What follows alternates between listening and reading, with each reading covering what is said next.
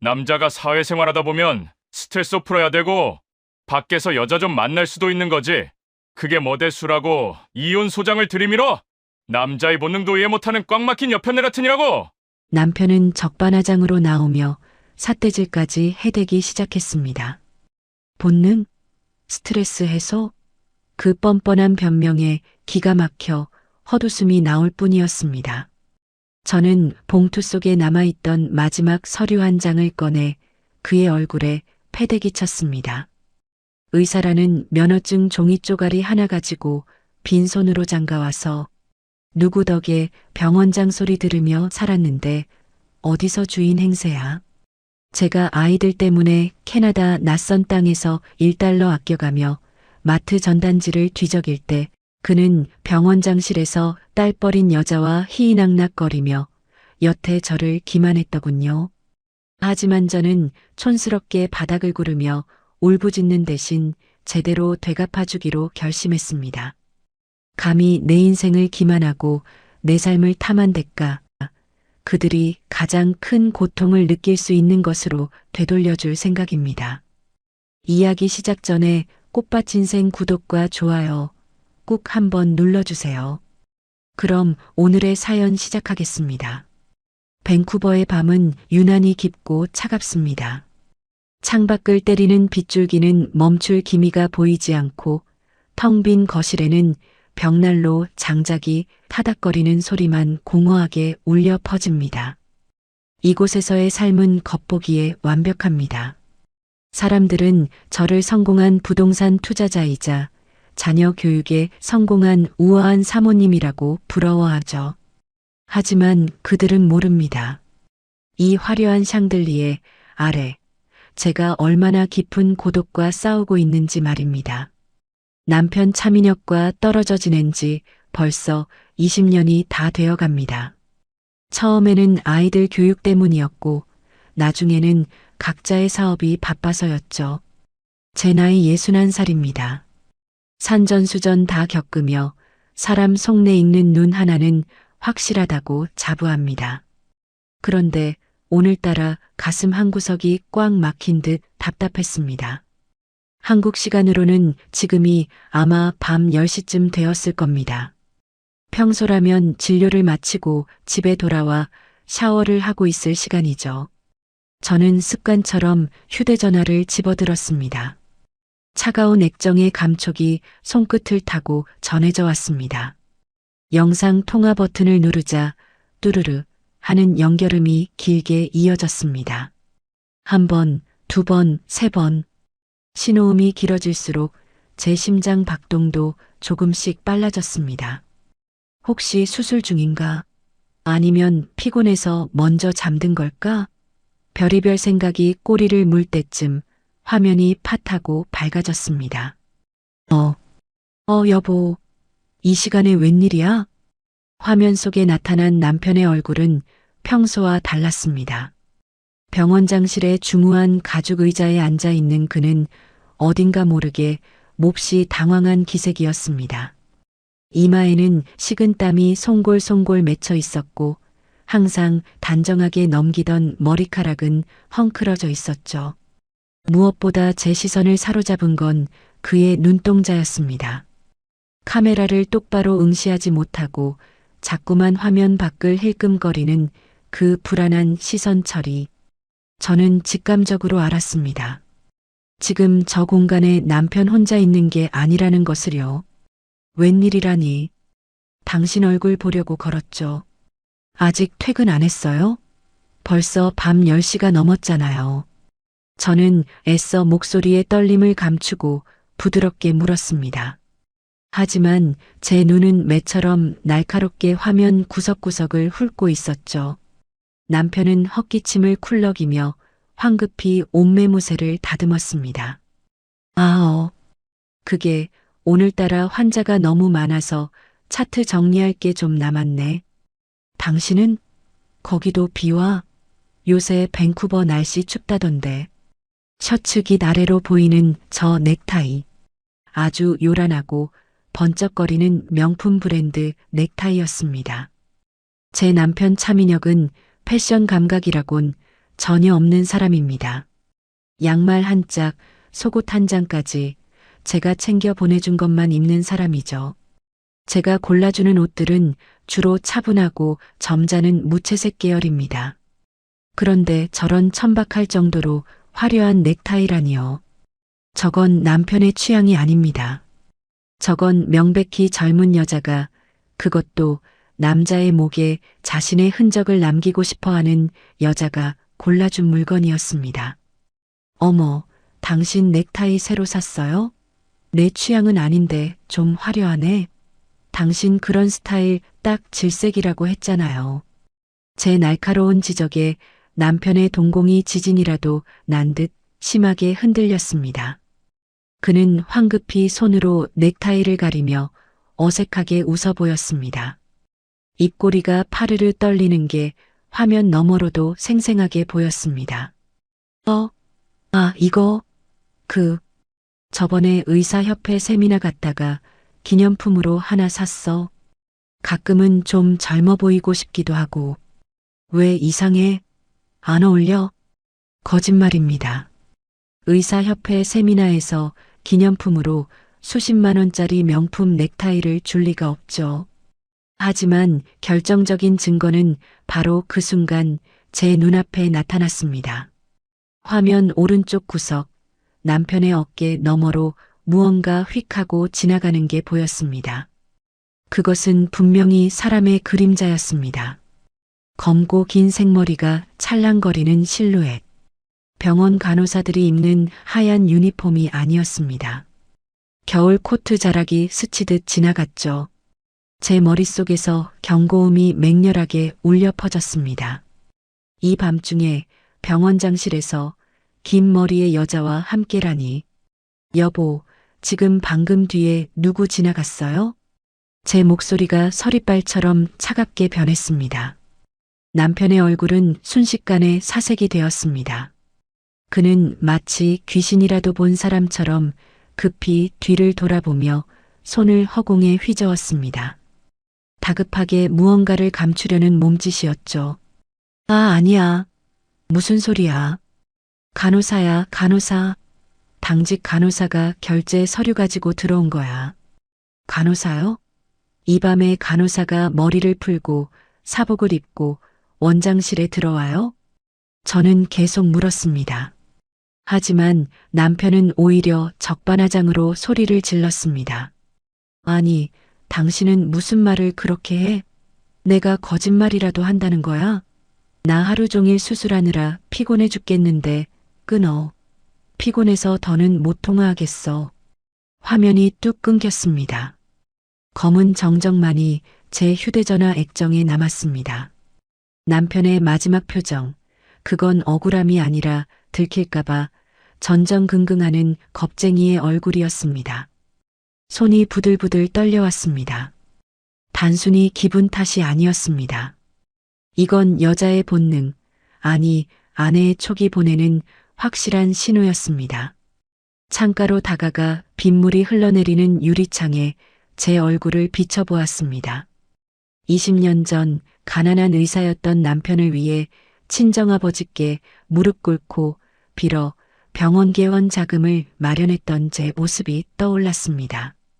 캐나다에 와서도 밤잠 줄여가며 부동산을 보러 다니고 악착같이 돈을 모아 병원 확장 자금을 대주었던 지난 날들이 주마등처럼 스쳐 지나갔습니다. 수진아, 나 믿지? 내가 성공하면 다 당신 덕분이야. 평생 여왕처럼 모시고 살게. 신혼 시절 제 손을 잡고 눈물을 흘리며 맹세했던 그 남자는 이제 없습니다. 낯선 여자가 골라준 넥타이를 메고 그 여자와 희희낙낙하는 늙고 탐욕스러운 수컷만 남아있을 뿐입니다. 저는 차가운 커피를 한 모금 들이키며 끓어오르는 분노를 식혔습니다. 남편은 모를 겁니다. 그가 앉아있는 그 병원 건물, 그가 살고 있는 아파트, 심지어 그가 타고 다니는 외제차까지. 그는 제가 만들어준 성 안에서 왕 노릇하며 살고 있다는 것을요. 다시 휴대전화를 켰습니다. 그리고 한국에 있는 제 30년 지기 친구 미자에게 메시지를 보냈습니다. 미자야, 늦은 시간에 미안해. 근데 부탁 하나만 하자. 방금 병원장실에 여자가 있었던 것 같아. 긴 머리 여자였어. 확인이 필요해. 메시지 전송 버튼을 누르는 제 손끝에 힘이 들어갔습니다. 남편이 메고 있던 그 싸구려 취향의 넥타이가 자꾸만 눈앞에 아른거렸습니다. 그리고 화면 귀퉁이로 사라지던 여자의 그림자까지도요. 밴쿠버의 새벽은 지독하게 고요합니다. 창밖에는 여전히 비가 추적추적 내리고 있고 저는 식탁에 앉아 식어버린 커피잔만 만지작거리고 있었습니다. 한국은 지금쯤 점심시간이 지났을 겁니다. 제 심장은 마치 고장난 시계 바늘처럼 불규칙하게 뛰고 있었죠. 어제 영상 통화에서 본 그 낯선 넥타이와 여자의 그림자가 밤새 제 머릿속을 맴돌아 한숨도 잘 수가 없었습니다. 결국 저는 한국에 있는 친구 미자에게 전화를 걸었습니다. 저는 떨리는 목소리로 남편의 외도가 의심된다고 말했습니다. 차마 제 입으로 담기조차 수치스러운 부탁이었지만 미자는 두말 없이 자신이 확인해 주겠다고 했습니다. 미자는 눈썰미가 좋고 행동력이 빠른 친구니까요. 그렇게 몇 일이 지나고 미자에게서 연락이 왔습니다. 미자가 보낸 메시지 창을 열었을 때 가장 먼저 눈에 들어온 건 사진 한 장이었습니다. 사진 속 장소는 호텔 앞이었습니다. 그리고 그 한가운데 제 남편 차민혁과 한 여자가 서 있었습니다. 여자는 딱 봐도 젊었습니다. 37살이나 되었을까 싶은 앳된 얼굴이었지만 눈빛에는 도끼가 서려 있었죠. 남편의 팔에 자연스럽게 손을 얹고 있는 모습이 기가 찼습니다. 남편의 표정은 더 가관이었습니다. 제가 선물한 점잖은 넥타이 대신 그 천박한 금색 넥타이를 메고 여자의 귓가에 무언가 속삭이며 해벌쭉 웃고 있었습니다. 이어서 미자의 음성 메시지가 재생되었습니다.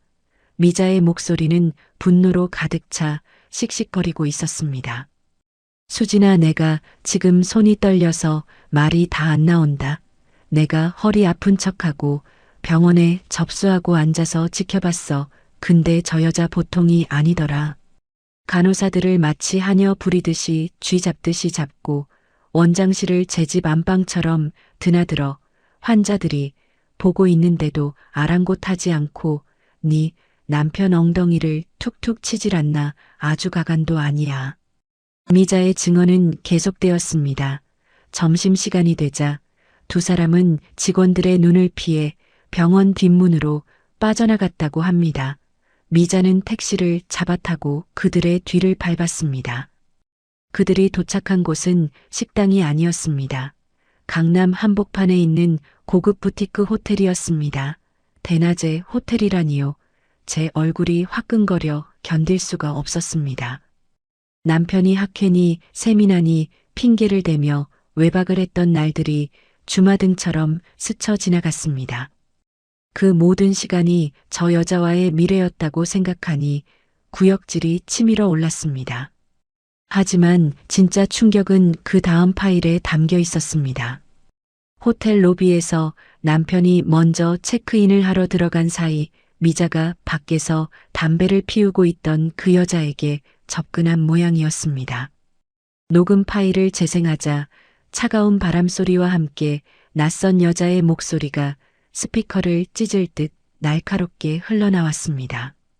저기요 아가씨, 내가 아까부터 지켜봤는데 병원 실장이라는 사람이 유부남 원장이랑 대낮에 호텔에 와도 되는 거야. 미자의 목소리였습니다. 떨리지만 단호하게 꾸짖는 톤이었죠. 그러자 잠시 정적이 흐르더니 여자의 코웃음 소리가 들렸습니다. 아줌마는 뭔데 남의 사생활에 참견이세요. 환자로 오셨던 거면 진료나 받고 갈 것이지 스토커세요. 뭐라고? 아니, 내가 이 병원 사모님 친구인데 내 친구가 캐나다에서 피땀 흘려번 돈으로 차린 병원에서 이게 무슨 짓거리들이야. 너 부끄럽지도 않니? 미자가 소리쳤습니다. 저라면 당장이라도 머리채를 잡았을 텐데 미자는 그래도 말로 타이르려 애쓰고 있었습니다. 하지만 그 여자의 반응은 상상을 초월했습니다. 아, 그 캐나다 늙은 본처 친구분이세요? 어머 세상에 끼리끼리 논다더니 친구분도 참 주책이시네. 뭐 늙으니? 야, 너 말 다 했어. 아줌마 잘 들으세요. 남자가 왜 바람이 나는 줄 알아요. 여자가 매력이 없으니까 밖으로 도는 거예요. 사모님이라는 그 여자 나이가 60이 넘었다면서요. 그 나이에 관리도 안 하고 캐나다에만 계속 있으면 어떤 남자가 좋아하겠어요. 녹음기 너머로 들리는 그 당당하고 뻔뻔한 목소리에 제 숨이 턱 막혔습니다. 피가 거꾸로 솟는다는 게 이런 느낌일까요? 그 여자는 전혀 위축되지 않고 오히려 미자를 조롱하고 있었습니다. 야, 이 나쁜 년아, 너 우리 수진이가 어떤 사람인 줄 알아? 알게 뭐예요. 원장님이 그러시더라고요. 아내가 한국 집에만 오면 살이 축 처진 할망구가 잔소리만 해대서 숨이 막힌다고요. 저기요, 아줌마 친구분한테 전하세요. 억울하면 지금이라도 피부가 가서 보톡스라도 좀 맞으라고요. 아, 그리고 남편 단속이나 잘하라고 하세요. 엄한 사람한테 화풀이 하지 마시고요. 녹음 파일은 미자의 비명에 가까운 욕설과 함께 뚝 끊겼습니다. 멍하니 휴대전화를 들고 있는 제 손 위로 뜨거운 눈물이 툭 하고 떨어졌습니다. 슬픔 때문이 아니었습니다.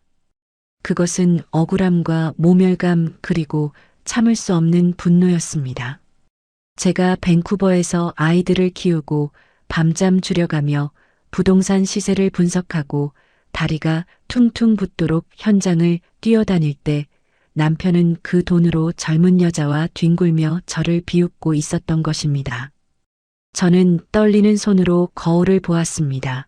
거울 속에는 화장기 없는 창백한 얼굴의 중년 여성이 서 있었습니다. 61살의 나이테가 고스란히 내려앉은 눈가와 입가하지만 제 눈빛만큼은 아직 죽지 않았습니다. 아니, 방금 전까지의 슬픔은 온데간데 없이 차갑게 식어버렸습니다. 그 여자가 그랬죠. 관리를 안 해서 남편이 도망간 거라고요. 천만에요. 저는 관리를 안 한 게 아니라 가족을 위해 희생한 겁니다. 하지만 이제는 알겠습니다. 희생의 대가가 배신과 조롱이라면 저도 방식을 바꿔야 한다는 것을요. 병원의 안주인 행세를 하는 김유리 실장 그리고 조강지철을 늙은 여자 취급하며 뒷구멍으로 호박씨를 까는 차민혁 원장 두 사람의 목소리가 귓가에 쟁쟁하게 울렸습니다. 저는 식어버린 커피를 싱크대에 쏟아버렸습니다. 검은 액체가 하수구로 빨려 들어가는 모습을 보며 제 마음속의 미련도 함께 버렸습니다. 캐나다에서의 평화로운 삶 우아한 사모님이라는 가면 이제는 다 필요 없습니다. 당장 비행기 표를 알아봤습니다. 저는 다시 미자에게 메시지를 보냈습니다. 손가락에 들어가는 힘이 휴대전화 액정을 뚫을 기세였습니다. 미자야 고생했어. 녹음 파일 잘 들었어. 저것들이 나를 아주 물로 봤구나. 내가 지금 당장 한국으로 갈게. 가서 누가 진짜 주인인지 그리고 누가 진짜 관리 대상인지 똑똑히 보여줘야겠어. 밴쿠버의 비는 여전히 그칠 줄 모르고 내리고 있습니다. 하지만 제 마음속의 폭풍우는 이제 방향을 정했습니다. 그 폭풍은 태평양을 건너 서울의 한 병원장실과 그 옆에 붙어 있는 기생충 같은 여자의 오피스텔로 향할 것입니다. 내들이 비웃던 그 늙은 여자가 얼마나 무서운지 뼈저리게 느끼게 해줄 테니까. 인천공항 입국 게이트가 열리는 순간 훅 하고 들어오는 한국의 공기는 밴쿠버와는 확연히 달랐습니다. 매캐한 먼지와 함께 묘한 긴장감이 서려 있었습니다. 10여 시간의 비행 내내 한숨도 자지 못했지만 피곤함조차 느껴지지 않았습니다. 선글라스를 끼고 마스크를 턱까지 끌어올린 채 택시 승강장으로 향했습니다. 기사님, 강남구 신사동으로 가주세요. 목적지를 말하는 제 목소리가 낯설게 갈라져 나왔습니다. 차창 밖으로 스쳐 지나가는 서울의 풍경은 화려하고 바쁘게 돌아가고 있었지만 제 눈에는 아무것도 들어오지 않았습니다. 오직 머릿속에는 녹음 파일에서 들리던 그 여자의 표독스러운 목소리와 남편의 비굴한 웃음소리만이 맴돌고 있었죠. 병원 건너편에 도착한 저는 근처 잡화점에서 챙이 넓은 검은 모자를 하나 샀습니다. 이미 마스크로 얼굴 절반을 가리고 있었지만 혹시라도 아는 사람을 마주칠까 싶어 꼭꼭 숨겼습니다. 병원 맞은편에 있는 카페로 갔습니다. 창가 자리에 앉으면 병원 정문이 한눈에 내려다 보이는 명당이었습니다. 저는 하염없이 병원 문만 노려보았습니다. 오후 5시가 넘어가자 병원 로비의 불빛이 더욱 환하게 빛나기 시작했습니다. 퇴근 시간이 다가오고 있었죠. 간호사들이 하나둘씩 사복으로 갈아입고 나오는 모습이 보였습니다. 얼마나 기다렸을까요? 드디어 병원 자동문이 양옆으로 활짝 열렸습니다. 그리고 제 심장이 쿵 하고 바닥으로 떨어지는 소리가 들렸습니다. 그곳에는 제 남편 차민혁이 서 있었습니다. 그런데 제가 알던 그 사람이 맞나 싶을 정도로 낯선 모습이었습니다. 영상 통화 때는 그렇게 피곤하고 늙어 보이던 남편이 지금은 마치 20대 청년처럼 활력이 넘치고 있었습니다. 말끔하게 넘긴 머리를 하고 그 옆에는 김유리 실장이 있었습니다. 사진으로만 봤던 그녀는 실물이 훨씬 더 화려하고 도발적이더군요. 몸매가 적나라하게 드러나는 흰색 원피스 위에 붉은색 코트를 걸치고 있었습니다. 무엇보다 제 눈을 의심하게 만든 건 두 사람의 태도였습니다. 두 사람은 남들의 시선 따위는 안중에도 없다는 듯 팔짱을 꼭 끼고 있었습니다. 김유리 실장은 남편의 어깨에 머리를 기대다시피 하며 깔깔거리고 웃고 있었고 남편은 그런 그녀의 허리를 자연스럽게 감싸쥐고 있었습니다. 병원 앞인데도 말이죠. 저 인간이 미쳤구나. 정말 돌았어. 입 밖으로 튀어나오려는 욕설을 간신히 삼켰습니다. 그때였습니다. 발레 파킹을 맡겨둔 차가 병원 입구로 들어왔습니다. 남편은 차 문을 열어주며 마치 공주님을 모시듯 김유리를 조수석에 태웠습니다. 남편은 운전석에 올라타더니 김유리 쪽을 향해 몸을 기울였습니다. 안전벨트를 매주는 척하며 볼에 입을 맞추는 모습이 차창 너머로 똑똑히 보였습니다. 저는 자리에서 벌떡 일어났습니다. 더 이상 지체할 시간이 없었습니다. 택시를 잡아탔습니다. 기사님, 저 앞에 검은색 세단 보이시죠? 놓치지 말고 따라가 주세요. 마치 드라마의 한 장면을 찍는 것 같았습니다. 하지만 이건 드라마가 아니라 현실이었습니다. 남편의 차는 퇴근길 정체 속을 요리조리 빠져나가며 강남의 중심부로 향했습니다.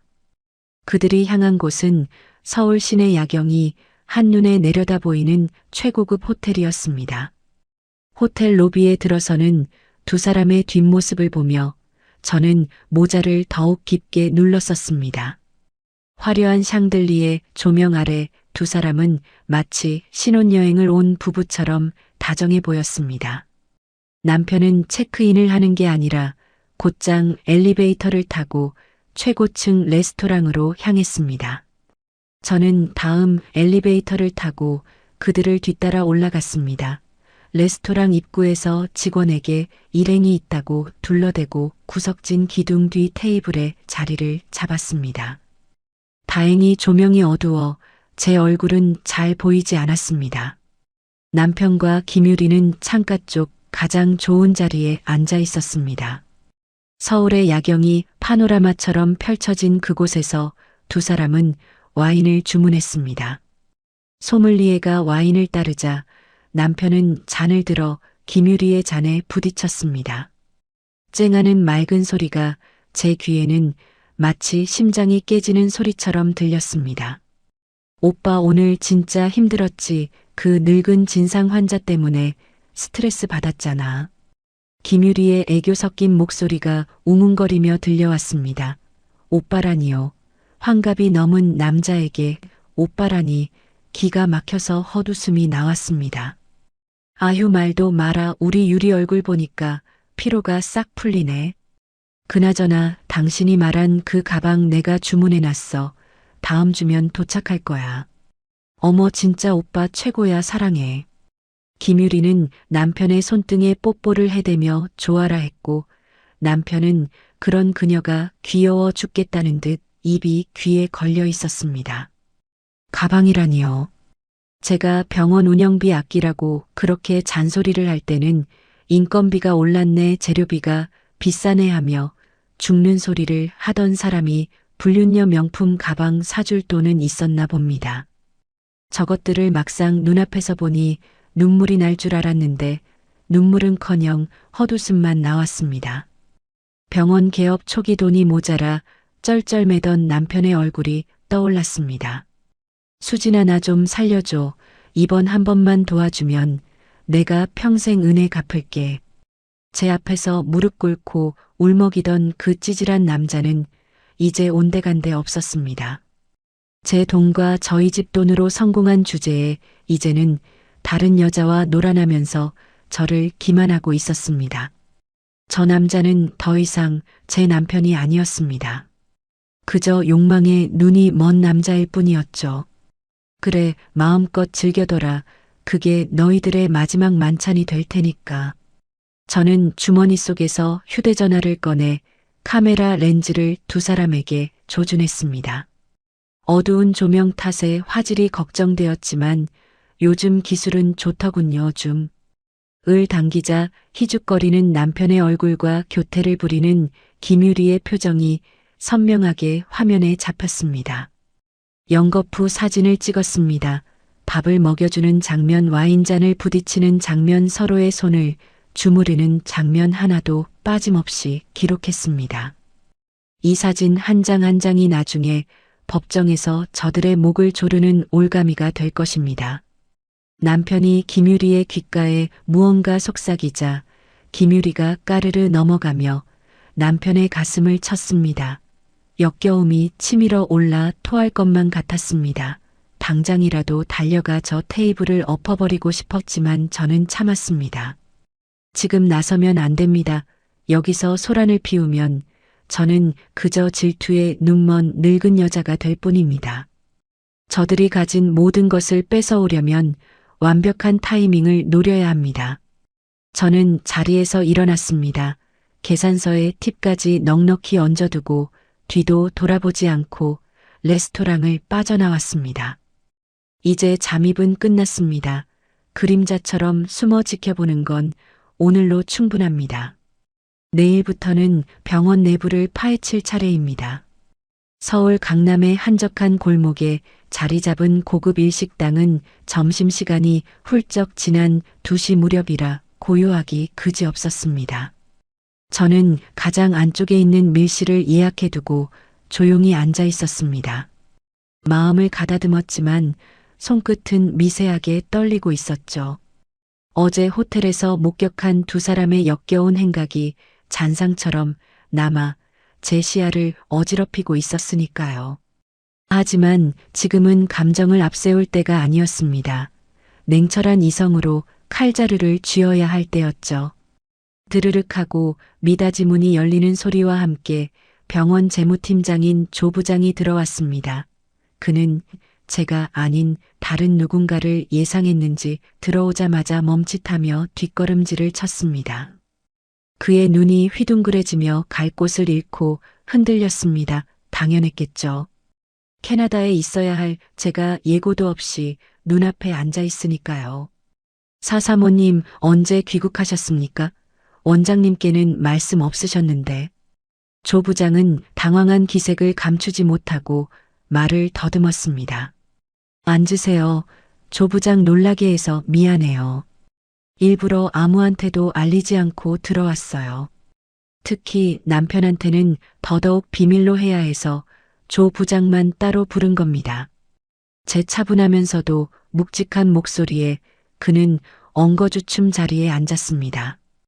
50대 중반의 나이에 베테랑 회계 전문가인 그가 제 앞에서는 마치 죄지은 어린아이처럼 어깨를 잔뜩 움츠리고 있었습니다.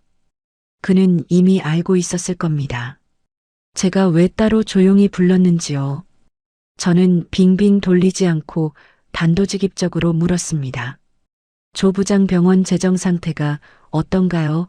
솔직하게 말해보세요. 내가 캐나다에서 남편한테 받아보는 거 말고 진짜 장부 말이에요. 조 부장의 이마에 식은 땀이 송골송골 맺히기 시작했습니다. 그는 마른 침을 꿀꺽 삼키더니 품 안에서 두툼한 서류 봉투 하나를 꺼내 테이블 위에 올려놓았습니다. 손이 눈에 띄게 떨리고 있었습니다. 사실은 사모님 오시면 꼭 보여드려야겠다고 생각해서 따로 정리해 둔 게 있습니다. 원장님 지시로 공식 장부에는 누락시킨 내역들입니다. 법인 카드 사용 내역서에는 병원 운영과는 전혀 상관없는 지출들이 붉은색 펜으로 표시되어 있었습니다. 품간 에르메스 샤넬 루이비통, 백화점 VIP 라운지 이용료, 그리고 어제 제가 목격했던 그 호텔 스위트룸 결제 내역까지 수천만 원에 달하는 금액이 매달 빠져나가고 있었습니다. 이게 다 뭡니까? 접대비 명목으로 처리한 게 전부 그 여자한테 들어간 돈이에요. 제 목소리가 날카로워지자 조 부장은 고개를 푹 숙였습니다. 면목 없습니다. 원장님이 병원 홍보비라고 우기시면서 결제를 강요하셔서 저로서도 어쩔 수가 없었습니다. 저는 기가 막혀서 헛웃음이 나왔습니다. 홍보비라니요. 늙은 남편의 젊은 여자친구 치장해 주는 게 병원 홍보입니까? 다음 장을 넘기자 더 충격적인 내용이 기다리고 있었습니다. 김유리 개인 채무 변제 내역 3억 원. 눈앞이 캄캄해졌습니다. 3억 원이라니요. 이게 무슨 돈입니까? 이건 또 뭡니까? 김 실장 빚을 왜 병원 돈으로 갚아줍니까? 그게 김 실장이 빚을 좀 졌다고 들었습니다. 사채업자들이 병원까지 찾아와서 행패를 부리는 바람에 원장님이 급하게 막으신다고. 속에서 뜨거운 불덩이가 치밀어 올랐습니다. 하지만 진짜 폭탄은 마지막 장에 있었습니다. 서류 맨 뒷장에는 병원 건물을 담보로 한 대출 신청서 초안이 끼워져 있었습니다. 대출 신청 금액은 무려 50억 원이었습니다. 이건 또 뭐예요? 건물을 담보로 대출을 왜 받아요? 병원 확장은 이미 작년에 끝났잖아요. 조 부장은 차마 제 눈을 마주치지 못하고 기어들어가는 목소리로 대답했습니다. 원장님이 김 실장 명의로 빌딩을 하나 매입해주고 싶어 하십니다. 병원 건물을 담보로 잡아서 그 자금을 마련하려고 은행 지점장과 접촉 중이십니다. 다음 주에 도장을 찍기로 되어 있고요. 50억짜리 빌딩을 사준다고요? 그 여자 명의로요? 저는 순간 정신이 아득해져서 테이블을 짚고 겨우 몸을 지탱했습니다. 이건 배신을 넘어선 약탈이었습니다. 사모님, 그리고 정말 죄송한 말씀이지만 이번 달 직원들 상여금도 지급되지 못했습니다. 원장님이 김 실장 카드값 메꾸느라 자금이 부족하다고 다음 달로 미루라고 하셔서 직원들 동요가 심합니다. 조 부장의 고백에 저는 입술을 꽉 깨물었습니다. 직원들 월급까지 건드리다니 젊은 여자한테 미쳐서 의사로서의 최소한의 양심마저 팔아먹은 겁니다. 조 부장님, 네 사모님, 지금 이 시간부로 선택하세요. 침몰하는 배에 남아서 차민혁 원장과 함께 횡령 공범으로 감옥에 갈 것인지, 아니면 내 손을 잡고 병원을 살리고 당신 자리도 보전할 것인지. 조 부장의 눈동자가 심하게 흔들렸습니다. 저는 당연히 사모님을 따르겠습니다. 저도 그동안 원장님과 김 실장의 전횡 때문에 너무 괴로웠습니다. 제발 살려주십시오. 그는 울먹이며 제 손을 잡으려 했습니다. 저는 손을 들어 그를 제지하고 가방에서 미리 준비해 온 작은 상자를 꺼내 밀었습니다. 그럼 증명해 보이세요. 이게 내 조건입니다. 조 부장이 떨리는 손으로 상자를 열었습니다. 그 안에는 손가락 마디만 한 초소형 녹음기 2개가 들어 있었습니다. 이게 뭡니까? 도청 장치예요. 하나는 원장실 책상 밑에 그리고 다른 하나는 김유리 실장 방에 붙이세요. 오늘 밤 당장이요. 조 부장은 그냥 내가 시키는 대로만 하면 돼요. 모든 책임은 내가 집니다. 그리고 일이 잘 해결되면 조 부장님 정년까지 보장해드리고 이번에 못 받은 보너스 제 사비로 2배 챙겨드리죠. 어때요? 할 수 있겠어요. 당근과 채찍 그리고 막다른 골목에 몰린 공포심 저에게는 그를 조종할 수 있는 모든 패가 쥐어져 있었습니다. 조 부장은 잠시 침을 삼키더니 결연한 표정으로 녹음기를 주머니에 넣었습니다. 알겠습니다. 사모님께서 시키시는 대로 하겠습니다. 원장실은 제가 청소하는 척하면서 들어가면 되고 실장실은 그녀가 퇴근한 후에 보안키로 열고 들어가겠습니다. 좋아요. 그리고 그 대출건은 은행 쪽에 내가 연락해서 막아둘 테니 원장한테는 은행 심사가 늦어지고 있다고 시간만 끌어주세요. 절대 내가 왔다는 낌새를 채면 안 됩니다. 명심하겠습니다. 조 부장이 허리를 90도로 숙여 인사하고 방을 나갔습니다. 드르륵 문이 닫히고 다시 정적이 찾아왔습니다. 하지만 이제는 씁쓸해하고 있을 시간조차 아까웠습니다. 장부는 확보했고 내부 조력자도 얻었습니다. 이제 남은 건 그들이 스스로 파놓은 함정에 걸려들기를 기다리는 것뿐입니다. 집으로 돌아오는 길에 마트에 들러 장을 봤습니다. 카트 한가득 남편이 좋아하는 것들로만 채웠죠. 갈비찜용 고기와 잡채에 들어갈 버섯 그리고 그가 환장하는 꽃게탕 재료까지 샀습니다. 계산대 위에 물건들을 올려놓는데 캐셔 아주머니가 부러운 눈빛으로 저를 보시더군요. 어머 사모님 오늘 무슨 잔치 하시나 봐요. 남편분이 참 복도 많으시네 이렇게 내조 잘하는 아내를 두셨으니. 그 말에 저는 우아하게 미소 지으며 대답했습니다. 내 남편이 요즘 병원 일로 많이 힘들어해서요. 몸보신 좀 시켜주려고요. 속으로는 차갑게 비웃었습니다. 몸보신이라니요. 이건 최후의 만찬입니다. 저는 옷을 갈아입지도 않고 곧바로 주방으로 향했습니다. 도마 위에 칼을 내려놓고 고기를 썰기 시작했습니다. 쾅쾅쾅 칼날이 도마에 박히는 소리가 정적을 깨고 거실을 울렸습니다. 마치 제 분노가 내리꽂히는 소리 같았죠. 저녁이 됐을 무렵 드디어 현관 도어락이 해제되는 소리가 들렸습니다. 띠띠띠띠 띠리링. 저는 가스불을 줄이고 현관 쪽을 향해 환하게 웃는 연습을 했습니다. 입꼬리를 올리고 눈가에는 그리움을 담았습니다. 남편이 흥얼거리는 콧노래와 함께 들어왔습니다. 기분이 아주 좋아 보였습니다. 하지만 거실 불을 켜고 앞치마를 두른 채 서 있는 저를 발견한 순간 남편의 표정은 순식간에 얼어붙었습니다. 여보 다녀왔어요. 제 다정한 인사에 남편은 마치 귀신이라도 본 사람처럼 뒷걸음질을 쳤습니다. 손에 들고 있던 서류 가방을 떨어뜨릴 뻔하기까지 했죠. 눈동자는 사방으로 흔들리고 입은 뻐끔거렸지만 목소리가 나오지 않는 듯 했습니다. 여보 당신 언제 왔어? 아니 연락도 없이. 오면 온다고 말이라도 해주지. 남편의 얼굴에서 핏기가 싹 가시는 게 보였습니다. 혹시라도 집에 다른 흔적을 남겨두지는 않았나 걱정하는 눈치였습니다. 놀랐죠. 당신 보고 싶어서 서프라이즈로 왔어요. 캐나다에서 비행기 타자마자 바로 오느라 연락 못했어요. 배고프죠. 어서 씻고 나와요. 당신 좋아하는 꽃게탕 끓여놨어요. 저는 남편의 당황함을 모른 척하며 다가갔습니다. 그리고 그의 겉옷을 받아주려 손을 뻗었죠. 남편은 화들짝 놀라며 몸을 움츠렸습니다.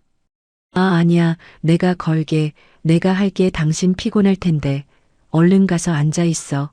나 금방 씻고 나올게. 남편은 도망치듯 욕실로 들어갔습니다. 욕실 문이 닫히고 물 틀어놓는 소리가 들리자마자 제 미소는 순식간에 사라졌습니다. 욕실 안에서 그는 얼마나 벅벅 몸을 씻어대고 있을까요? 몸에 밴 기뮤리의 흔적을 지우기 위해 비누칠을 하고 또 하겠죠. 잠시 후 남편이 젖은 머리를 털며 식탁으로 왔습니다. 억지로 입꼬리를 올리고 있지만 눈은 여전히 불안하게 저를 살피고 있었습니다. 식탁 위에는 갈비찜과 잡채 꽃게탕이 김을 모락모락 피우며 차려져 있었습니다. 평소라면 젓가락부터 들었을 사람이 오늘은 쭈뼛거리며 물만 들이켰습니다. 와, 당신 솜씨 여전하네. 이게 얼마만이야. 잘 먹을게. 맛있어요? 당신 요즘 병원 일 때문에 많이 힘들다며 얼굴이 반쪽이 됐네. 내가 옆에서 챙겨줘야 하는데 미안해요. 아니야. 뭐 힘들긴 해도 내가 다 알아서 하는데 당신은 캐나다에서 당신이 고생이지 거긴 별일 없고. 남편이 짐짓 태어난 척 물었습니다. 저는 이때다 싶어 한숨을 푹 내쉬었습니다. 그리고 눈빛을 짐짓 슬프게 바꾸며 연기를 시작했습니다. 여보, 나 사실 이제 캐나다 생활 정리하고 싶어요. 응, 그게 무슨 소리야? 거기도 이제 너무 춥고 외로워요. 애들도 다 컸고 독립시킨다고 바쁘진 않은 텅 빈 집에 혼자 있는 게 너무 우울해요. 지난주에는 몸살이 났는데 물 한 잔 떠다 줄 사람이 없어서 서러워서 혼자 얼마나 울었는지 몰라요. 저는 눈가를 훔치는 신용을 했습니다. 남편의 표정이 미묘하게 일그러졌습니다. 제가 한국으로 아주 들어오겠다고 하면 자신의 자유분방한 외도 생활에 제동이 걸릴 테니까요.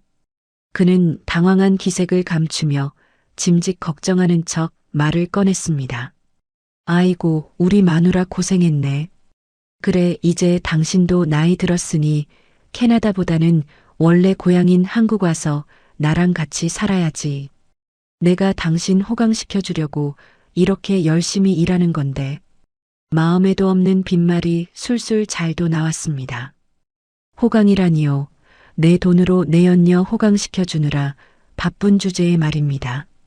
하지만 저는 그 빈틈을 놓치지 않았습니다. 정말요? 당신 그렇게 말해주니까 너무 고맙네. 역시 내 생각해주는 건 당신밖에 없어. 그래서 말인데 여보, 내가 이번에 들어온 김에 우리 재산 정리 좀 하려고요. 재산 정리. 남편의 젓가락질이 딱 멈췄습니다. 돈 이야기가 나오자 그의 눈빛이 매섭게 변했습니다. 재산 정리라니? 그게 무슨 소리야? 아니, 내가 캐나다에서 아는 사업가 한 분을 만났는데 요즘 한국 세법이 바뀌어서 당신 명의로 자산이 너무 많으면 나중에 상속세 폭탄을 맞는다고 하더라고요. 특히 종합부동산세랑 이것저것 합치면 우리가 내야 할 세금이 어마어마하대요. 세금 이야기에 남편의 귀가 솔깃해진 듯 했습니다. 그래, 요즘 세금이 너무 많이 나오긴 하더라. 그래서 그분이 뭐래. 그래서 절세하려면 지금 나한테 증여 형식으로 돌리는 게 우리한테 훨씬 이득이래요. 특히 병원 건물이랑 이 아파트 그리고 양평에 있는 땅 있잖아요. 그걸 당신이 계속 가지고 있으면 나중에 세금으로 다 뜯긴대요. 차라리 부부간 증여 공제를 활용해서 내 명의로 돌려놓으면 세금을 수억 원이나 아낄 수 있다던데. 수억 원이라는 말에 남편의 눈동자가 흔들렸습니다. 근데 명의를 다 넘기는 건 좀 복잡하지 않나? 절차도 그렇고. 복잡할 게 뭐 있어요. 내가 이번에 들어온 김에 싹 정리하고 갈게요. 당신은 진료 보느라 바쁘니까 신경 쓸 거 하나도 없어요. 그리고 어차피 우리 부부인데 내 거가 어디 있어요. 세금 아껴서 나중에 우리 노후 자금으로 쓰는 게 현명한 거죠? 안 그래요? 저는 쐐기를 박듯 다정하게 웃으며 갈비찜을 하나 더 그의 밥그릇 위에 올려주었습니다. 남편은 잠시 머릿속으로 계산기를 두드리는 듯 했습니다. 만약 제가 한국에 들어와서 같이 살게 되면 어차피 재산 관리는 제가 하게 될 것이고 세금을 아끼는 게 낫다는 판단이 섰겠죠. 게다가 그는 제가 자신의 외도 사실을 까맣게 모른다고 철석같이 믿고 있으니까요. 저를 그저 돈 관리나 해주는 순진한 아내로만 생각하고 있는 겁니다. 당신 말이 일리가 있네. 안 그래도 요즘 세금 고지서 날아오는 거 보면 혈압이 오르던 참이었어. 그래, 알았어. 당신이 알아서 잘 처리해. 당신이 돈 관리는 나보다 훨씬 잘하니까 믿고 맡길게. 그럼 이번에 들어온 김에 서류 작업 다 끝내고 가. 걸려들었습니다. 저는 터져 나오려는 환호를 속으로 삼키며 차분하게 대답했습니다. 잘 생각했어요. 여보, 내가 다 준비해 놓을 테니까 당신은 도장만 찍으면 돼요. 정말 역시 우리 마누라 최고네. 내가 당신 덕분에 산다 살아. 남편은 기분이 좋아졌는지 꽃게탕 국물을 후루룩 들이켰습니다. 국물이 시원하다며 쩝쩝거리는 그 입모양이 그렇게 추잡해 보일 수가 없었습니다. 저 입으로 내 연녀에게 사랑을 속삭이고 저 입으로 저에게 거짓말을 쏟아내고 있는 겁니다. 저는 물끄러미 남편을 바라보았습니다. 식사가 끝나고 남편이 소파에 늘어져 텔레비전을 보는 사이 저는 설거지를 했습니다. 이제 모든 준비는 끝났습니다. 남편의 탐욕이 그 스스로를 파멸로 이끌 것입니다. 이 집도 병원도 양평 땅도 모두 법적으로 완벽하게 제 것이 됩니다. 그때 거실에서 남편의 휴대전화가 울렸습니다. 남편이 화들짝 놀라며 전화를 낚아채듯 들고 베란다로 나가는 모습이 보였습니다. 김 실장. 아니, 왜 지금 전화를 해? 나 지금 집이야. 와이프 왔다니까 끊어. 나중에 내가 걸게. 베란다 문을 닫았지만 희미하게 들려오는 목소리에서 다급함이 느껴졌습니다. 김유리, 그 여자가 또 보채나 봅니다. 며칠 뒤 남편 병원을 맡아주고 있는 회계사가 도착했습니다. 30년 경력의 베테랑답게 들어오자마자 능숙하게 서류를 분류하고 인주와 도장밥을 정돈했습니다. 여보, 뭐 이렇게 서류가 많아. 그냥 대충 찍으면 되는 거 아니야. 나 빨리 가봐야 하는데. 남편이 투덜거렸습니다. 서류의 두께를 보고 지레 겁을 먹은 눈치였습니다. 평생 공부만 하고 진료만 볼 줄 알았지 이런 행정적인 절차에는 젬병인 사람이거든요. 아유, 당신은 가만히 앉아서 도장만 찍으면 돼요. 다 알아서 다 준비해 오셨잖아요. 그리고 이게 다 돈 버는 일인데 좀 참아요. 아끼는 돈이 얼만데 그래요. 제가 부드럽게 달래자 남편은 돈이라는 말에 귀가 번쩍 뜨이는지 자세를 고쳐 앉았습니다. 첫 번째 서류를 내밀었습니다. 우리가 지금 살고 있는 강남 아파트의 명의 이전 계약서였습니다. 시가 40억 원이 넘는 이 집은 남편의 자존심이자 성공의 상징과도 같은 곳이죠. 자, 여기에 이름 쓰시고 도장 찍으시면 됩니다. 아주 찰나의 순간이었지만 그의 눈동자에서 망설임이 읽혔습니다. 아무리 세금 때문이라지만 자기 명의의 집을 아내에게 넘긴다는 게 영 찜찜한 모양이었습니다. 저는 그 순간을 놓치지 않고 결정적인 한마디를 던졌습니다. 여보, 고민돼요? 정 찜찜하면 안 해도 돼요. 그냥 세금 몇억 원 더 내줘 뭐. 당신 병원 매출도 좋은데 그까짓 세금 나라에 기부한다고 셈치죠. 제 도발에 남편은 펄쩍 뛰었습니다. 아니, 무슨 소리야. 내가 그 돈을 어떻게 벌었는데 생돈을 세금으로 내. 아니야, 찍어. 당신 믿고 맡기는 건데, 뭐 설마 당신이 내 집 가지고 도망이라도 가겠어? 남편은 호탕하게 웃으며 인감 도장을 꾹 눌러 찍었습니다. 남편은 도장을 찍고 나니 오히려 홀가분해진 표정이었습니다. 다음으로 양평의 땅과 가장 중요한 병원 건물명의 이전 서류였습니다. 지하 2층 지상 5층짜리 메디컬 빌딩. 남편이 의사로서 누리는 모든 권위와 부의 원천이 바로 이 건물에서 나옵니다. 남편은 이번만큼은 쉽게 도장을 찍지 못하고 서류를 뚫어지게 쳐다보더군요. 여보, 왜 그래요? 뭐 문제 있어요? 저는 최대한 태연한 척 물었습니다. 남편은 미간을 찌푸리며 중얼거렸습니다. 아니, 병원까지 당신 명의로 넘기면 나중에 대출받거나 할 때 복잡해지는 거 아니야? 병원 운영은 내가 해야 하는데. 아직도 대출받아 김유리에게 빌딩 사줄 꿈을 꾸고 있나 봅니다. 그 탐욕스러움에 치가 떨렸습니다. 저는 입꼬리를 살짝 올리며 비장의 카드를 꺼냈습니다. 무슨 소리예요? 명의만 내 거지 운영권은 당연히 원장인 당신한테 있죠.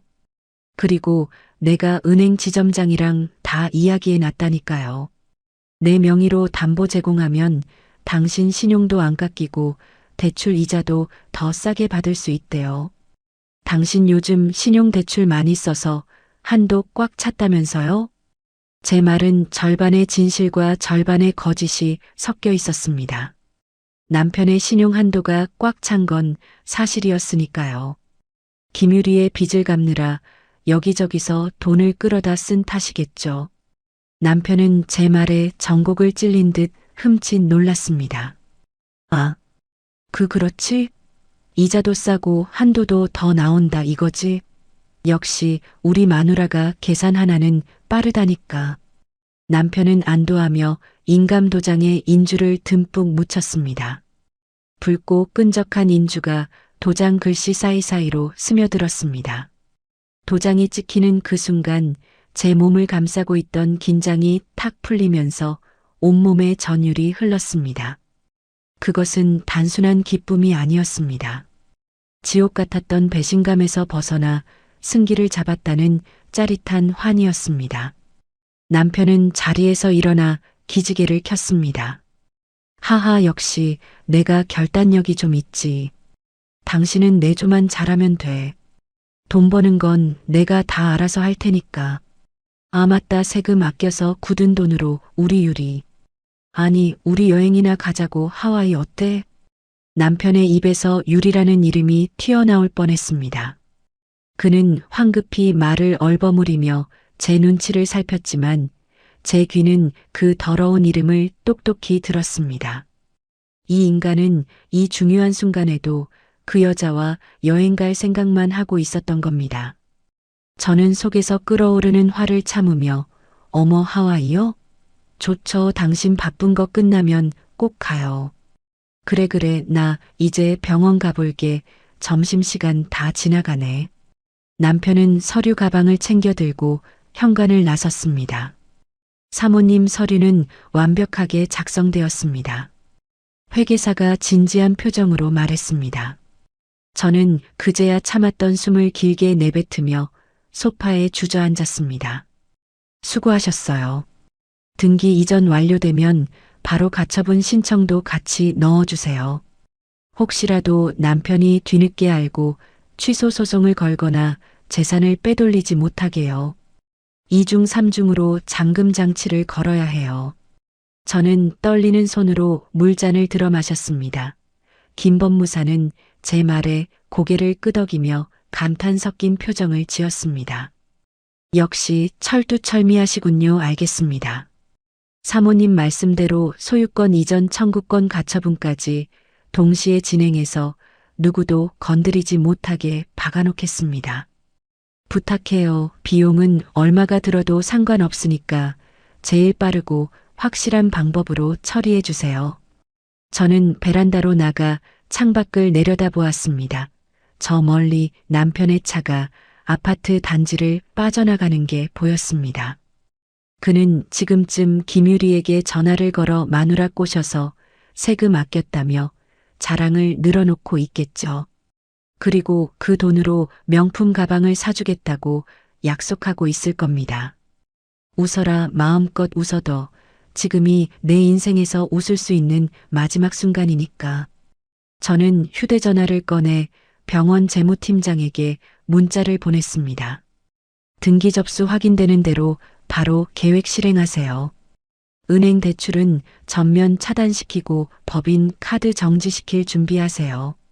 전송 버튼을 누르는 제 손가락 끝에서 짜릿한 쾌감이 느껴졌습니다. 이제 남은 건 시간 문제입니다. 일주일이라는 시간이 흘렀습니다. 그 일주일은 제 인생에서 가장 길면서도 가장 짜릿한 시간이었습니다. 등기소에서 날아온 등기 완료 통지서를 받아든 순간 저는 거실 바닥에 주저앉아 한참을 웃고 또 울었습니다. 드디어 병원 건물과 우리가 살던 아파트 그리고 양평의 500평 땅까지 모든 것이 완벽하게 제 명의가 되었습니다. 남편 차민혁은 아무것도 모른 채 그저 세금을 아꼈다며 싱글벙글하고 있었죠. 그는 자신이 지금 남의 집에 얹혀 사는 신세가 된 줄도 모르고 퇴근하면 콧노래를 부르며 들어오곤 했습니다. 이제 법적인 안전장치는 모두 채웠습니다. 남은 것은 도덕적인 명분과 결정적인 한 방이었습니다. 남편의 목줄을 쥐고 흔들 확실한 물증 말입니다. 폭풍 전야의 고요함이 흐르던 어느 날 오후였습니다. 저는 거실 소파에 앉아 창밖으로 흐르는 한강을 내려다보며 와인 한 잔을 기울이고 있었습니다. 정막을 깨고 테이블 위에 올려둔 휴대전화가 요란하게 진동했습니다. 발신자 표시 제한으로 뜨는 낯선 번호였습니다. 심호흡을 한 뒤 녹음 버튼을 누를 준비를 하며 전화를 받았습니다. 여보세요. 수화기 너머에서는 잠시 침묵이 흘렀습니다. 그리고 곧이어 귀에 거슬리는 하이톤의 여자 목소리가 들려왔습니다. 아, 네, 안녕하세요. 저 누군지 아시죠? 저는 태어난 척 연기를 시작했습니다. 누구시죠? 전화를 잘못 거신 것 같은데요. 어머, 왜 이러세요? 원장님한테 이야기 다 들었어요, 사모님. 캐나다에서 오셨다면서요. 지난번에 친구분도 만난 적 있는데 친구분한테 아무 얘기 못 들으셨어요? 저한테 와서 할머니가 막 따지시던데. 김유리였습니다. 그녀의 목소리는 술에 취한 듯 꼬여 있었고 오만방자하기 그지없었습니다. 아마 대낮부터 술을 마셨거나 분에 못 이겨 전화를 건 것이 분명했습니다. 저는 떨리는 손가락으로 화면의 녹음 버튼을 눌렀습니다. 빨간 점이 깜빡이며 그녀의 목소리를 기록하기 시작했습니다. 아가씨 말을 왜 그렇게 해요? 내 남편 병원 직원인가 본데. 저기요, 사모님 솔직히 까놓고 말할게요. 원장님이 그쪽이랑 이혼하고 싶어 하세요. 눈치도 없으세요. 밤마다 원장님이 늦게 들어가시는 거 저랑 있어서예요. 아세요? 그녀의 입에서 쏟아지는 말들은 비수가 되어 제 가슴을 찔렀습니다. 하지만 저는 아픔을 느낄 새도 없었습니다. 오히려 이 순간을 기다려왔으니까요. 그녀가 흥분해서 더 많은 말을 뱉어내도록 유도해야 했습니다. 저는 짐짓 충격받은 목소리로 대답했습니다. 이 이혼이라니요. 우리 그이가 그럴 리가 없어요. 우리가 산 세월이 얼만데, 그리고 아가씨가 누군데 감히 그런 말을 해요. 아, 진짜 답답해서 말이 안 통하네. 이 아줌마야 원장님이 당신 싫대. 지겨워 죽겠대. 나한테 맨날 하소연한다고. 거짓말 말아요. 우리 남편은 나밖에 없어요. 그리고 아가씨 내 남편 돈 보고 그러는 거 아니에요? 우리 남편 이제 늙어서 가진 것도 없어요. 제 말에 김유리가 코웃음을 쳤습니다. 가진 게 왜 없어요? 병원이 얼만데 그리고 이번에 빌딩도 내 앞으로 하나 사주기로 했거든요. 솔직히 까놓고 말해서 원장님 돈 보고 만나는 거 맞아요. 돈 많고 능력 있으면 늙어도 오빠지 뭐. 걸려들었습니다. 돈 보고 만난다는 자백 그리고 남편이 빚을 갚아주고 건물을 사주기로 했다는 사실까지 제 휴대전화 속에 고스란히 저장되었습니다. 저는 회심의 미소를 지으며 마지막 확인 사살을 날렸습니다. 아가씨 젊음이 무기라고 생각하나 본데 그 무기가 부메랑이 되어 돌아올 거란 생각은 안 해요? 남의 눈에 눈물 나게 하면 본인 눈에는 피눈물 나는 법이야. 뭐라는 거야. 진짜 설교는 교회 가서 하시고요. 아무튼 빨리 짐 싸서 다시 캐나다 가세요. 왜 갑자기 와서 난리신지 모르겠네. 전화는 일방적으로 끊어졌습니다. 저는 녹음 저장 버튼을 누르고 파일명을 김유리 자백이라고 저장했습니다. 그리고 와인 한 모금을 입안에 털어 넣었습니다. 씁쓸했던 와인 맛이 오늘따라 유난히 달콤하게 느껴졌습니다. 그날 저녁 저는 남편이 퇴근하기 전 은밀하게 재무팀장 조 부장을 만났습니다. 조 부장은 주위를 두리번거리며 제게 작은 비닐 지퍼백을 건넸습니다. 그 안에는 손톱만 한 초소형 녹음기 2개가 들어 있었습니다. 제가 일주일 전 그에게 건넸던 바로 그 물건들이었죠. 고생했어요, 조 부장. 들키지는 않았죠? 네, 다행히 원장님이 정신이 없으셔서 눈치채지 못했습니다. 그리고 시키신 대로 은행 대출건은 심사가 지연되고 있다고 둘러댔습니다. 원장님이 길길이 날뛰시더군요. 잘했어요. 내일이면 모든 게 끝날 겁니다. 조 부장님은 내일 아침 일찍 출근해서 병원 문 단속 잘하세요. 내가 아침 일찍 갈 거니까. 조 부장은 걱정스러운 눈빛으로 저를 바라보았습니다. 사모님 괜찮으시겠습니까? 내용이 좀 충격적일 수도 있습니다. 제가 수고하면서 잠깐 들어봤는데 입에 담기 힘든 말들이 괜찮아요. 이미 각오하고 있으니까요. 어서 가보세요. 조 부장을 보내고 집으로 돌아온 저는 서재 문을 걸어 잠그고 컴퓨터를 켰습니다. 녹음기를 연결하고 이어폰을 귀에 꽂았습니다. 첫 번째 파일은 원장실에서 녹음된 것이었습니다. 지지직거리는 잡음 사이로 남편의 목소리가 들려왔습니다. 아니, 김 실장 조금만 참으라니까. 이 여편네가 눈치가 빨라서 지금 당장은 안 돼. 원장님, 저 진짜 못 참겠어요. 빨리 이혼하고 집 나와요. 알았어. 이번에 대출만 나오면 강남 빌딩 바로 계약해줄게. 그리고 이혼은 내가 알아서 구실 만들어서 할 거야. 두 번째 파일은 실장실에서 녹음된 것이었습니다. 김유리가 다른 간호사들과 나누는 대화였습니다. 야, 니네 원장님 사모님 봤냐? 완전 쭈글쭈글하더라. 캐나다에서 고생만 했나 봐. 어머 실장님 진짜요. 근데 원장님은 왜 아직 이혼 안 하신대요? 돈 때문이지 뭐. 근데 이제 재산도 다 빼돌린 거니까 곧 팽당할 거야. 내가 안방마님 되는 것도 시간 문제라고 니네 줄 잘 써라. 녹음 파일 속의 그들은 이미 저를 죽은 사람 취급하고 있었습니다. 저들의 계획대로라면 저는 재산도 뺏기고 이혼당하고 캐나다로 쫓겨날 운명이었습니다. 저는 이어폰을 빼고 책상 위에 올려두었습니다.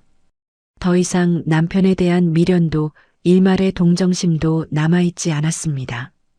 그저 내일 아침 식탁 위에 올려둘 폭탄을 준비해야겠다는 생각뿐이었습니다. 저는 프린터를 켰습니다. 김유리와 호텔에서 찍은 사진들, 그녀의 도발이 담긴 녹취록, 그리고 방금 확보한 남편의 패륜적인 대화 내용을 문서로 정리해 출력했습니다. 종이가 한 장 한 장 인쇄되어 나올 때마다 제 가슴속의 응어리도 하나씩 풀리는 기분이었습니다. 마지막으로 가장 중요한 서류를 준비했습니다. 바로 이혼 소송 소장입니다. 이혼 사유란에는 외도 부정행위, 악의적 유기 그리고 심히 부당한 대우라는 법률 용어들이 적혀 있었지만 제 마음속에는 오직 인과응보라는 네 글자만이 선명했습니다. 저는 소파에 깊숙이 몸을 파묻고 눈을 감았습니다. 날이 밝으면 저는 더 이상 가면을 쓰지 않을 것입니다. 우아한 밴쿠버 아줌마도 순종적인 아내도 아닌 심판자가 되어 그들 앞에 설 것입니다. 결전의 날 아침이 밝았습니다. 창밖에는 무심하게도 눈부신 햇살이 쏟아지고 있었지만 우리 집 식탁 위에는 폭풍 전야의 고요함만이 감돌고 있었죠. 저는 평소보다 더 정갈하게 아침상을 차렸습니다. 갓 지은 하얀 쌀밥에 보글보글 끓인 북어국 그리고 남편이 좋아하는 명란젓과 갈비찜까지 완벽한 한 상이었습니다. 남편 차민혁은 아무것도 모른 채 부스스한 얼굴로 식탁에 앉아 숟가락을 들었습니다. 어젯밤 김유리와의 통화 내용을 듣고 잠 한숨 못 잤을 텐데 밥은 잘도 넘어가나 봅니다. 아, 시원하다. 역시 해장에는 당신이 끓여준 북어국이 최고라니까. 남편은 국물을 후루룩 들이키며 뻔뻔하게 웃었습니다. 당신은 왜 안 먹어? 당신 어디 아파? 남편이 입가에 묻은 국물을 닦으며 물었습니다. 저는 차가운 미소를 지으며 식탁 아래 숨겨두었던 두툼한 누런 서류 봉투를 꺼내 식탁 위에 툭 하고 던졌습니다. 묵직한 봉투가 떨어지며 그릇들이 달그락거리는 소리를 냈습니다. 이게 뭐야? 남편은 봉투를 집어들었습니다. 그리고 봉투 안에 손을 넣어 내용물을 꺼내는 순간 그의 표정은 순식간에 굳어졌습니다. 가장 먼저 나온 것은 그가 김유리와 호텔에 드나든 사진들이었습니다. 이어 김유리가 저를 조롱하고 남편이 저를 비하했던 통화 녹취록 사본 그리고 법원에서 발부받은 이혼 소송 소장이 줄줄이 쏟아져 나왔습니다. 남편의 손이 사시나무 떨듯 떨리기 시작했습니다. 얼굴은 홍당무처럼 붉어졌다가 이내 흑빛으로 변해갔습니다. 이게 다 뭐야? 다 당신 이거 어디서 났어? 어디서 났는지가 중요해? 그 안에 적힌 내 더러운 짓거리가 사실이라는 게 중요한 거지. 그동안 참고 억눌러왔던 분노가 마그마처럼 끓어올라 터져나오고 있었으니까요. 저는 식탁을 쾅 내리치며 자리에서 벌떡 일어났습니다. 잘 먹었으면 이제 나가. 이 집 당장 비우라고. 제 섯을 펄은 일갈에 남편은 그제야 정신이 든 듯 빽하고 소리를 질렀습니다. 뭐, 나가. 웃기지 마. 여기가 어디라고 나가래. 여기 내 집이야. 내가 피땀 흘려번 돈으로 산 내 집이라고. 그리고 남자가 사회생활 하다 보면 스트레스 풀려고 밖에서 젊은 여자 좀 만날 수도 있는 거지. 그게 뭐 대수라고 이혼 소장을 들이밀어? 남자의 본능도 이해 못하는 꽉 막힌 여편네 같으니라고. 남편은 적반하장으로 나오며 삿대질까지 해댔습니다. 본능? 스트레스 해소?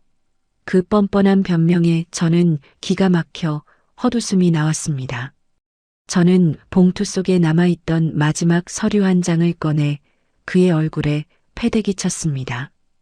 착각하지 마, 이 멍청한 인간아. 내가 입고 있는 그 팬티 한 장까지 다 내가 모았던 돈으로 산 거야.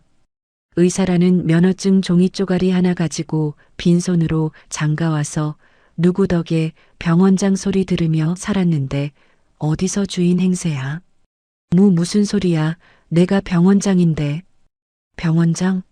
넌 이제 그냥 해고된 고용의사일 뿐이야. 며칠 전에 내가 세금 아낀다고 도장 찍어준 그 서류가 뭔지 똑똑히 보란 말이야. 남편은 바닥에 떨어진 서류를 주워들었습니다.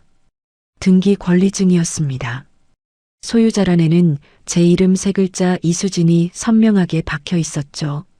아파트뿐만 아니라 병원 건물 양평 땅까지 모든 부동산의 명의가 저에게로 완벽하게 이전되어 있었습니다. 남편의 눈동자가 지진이라도 난 듯 흔들렸습니다. 이거 설마. 그때 세금 때문에 명예 이전하자고 했던 게. 그래, 이제야 머리가 좀 돌아가니? 세금? 웃기고 있네. 넌 내 욕심에 눈이 멀어서 내 손으로 내 무덤을 판 거야. 이 집도 병원도 저 땅도 다 법적으로 완벽하게 내 거야, 알겠어? 그거 거짓말이야. 사기야. 이건 무효라고. 돌려놔. 내 재산 다 내놓으란 말이야. 남편은 발광하며 제게 달려들려 했습니다. 저는 눈 하나 깜짝하지 않고 식탁 위에 있던 인터폰을 눌렀습니다. 여기 경비원 보내주세요. 잠시 후 현관문이 벌컥 열리더니 건장한 체격의 경비업체 직원 2명이 들이닥쳤습니다. 검은 양복을 입은 사내들이 거실로 들어오자 남편은 기겁하며 뒷걸음질 쳤습니다. 뭐야 당신들 누구야? 여기 어디라고 들어와? 나 병원장 차민혁이야. 경찰 불러. 경비업체 팀장이 무표정한 얼굴로 남편의 앞을 가로막았습니다. 집주인 이수진 씨의 요청으로 무단 점거자를 퇴거 조치하러 왔습니다. 좋게 말로 할 때 나가시죠. 무단 점거자? 내가 남편인데. 여보 수진아 왜 이래?